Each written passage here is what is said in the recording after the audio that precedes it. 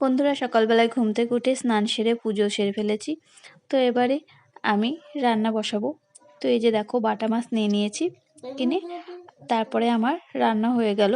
এবারে ছেলেকে স্কুলে দিয়ে আসি খাইয়ে। তো আমি এখানে করেছি শাক আর বাটা মাছের শস্য বাটা, সাথে একটা লেবু নিয়ে নিয়েছি। এবারে ছেলেকে খাওয়ানো হয়ে গেল। তারপরে এসে ঘুমিয়ে পড়েছিলাম দুজনে মিলে, আমি আর ছেলে। তো গ্রামের ঠাকুর বিসর্জনে গেছিল সবাই, আমি যাইনি আর কি। এই যে দেখো, নেপু আসছে আমার ঘরে। এই যে ডান্স করছে, মাথায় আবির পুরো ভর্তি, স্নান করবে আর আমার সামনে এসে গামছা ডান্স করছে।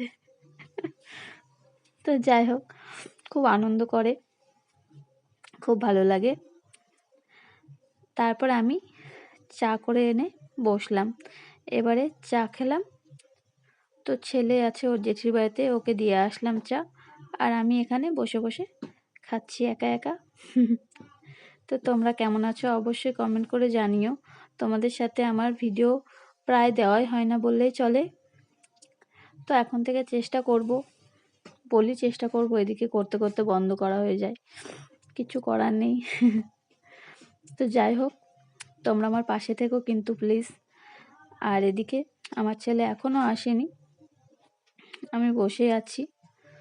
তো গোলমরিচ দিয়ে চাটা করেছিলাম, বেশ ঝাঁঝ হয়েছিল। খেয়ে পুরো মনটা ভরে গেল। তারপরে ছেলে আসবে, পড়াশোনা করিয়ে তারপরে খাওয়া দাওয়া সেরে রাতের ঘুম দেবো। আজকের ভিডিও এই অবধি।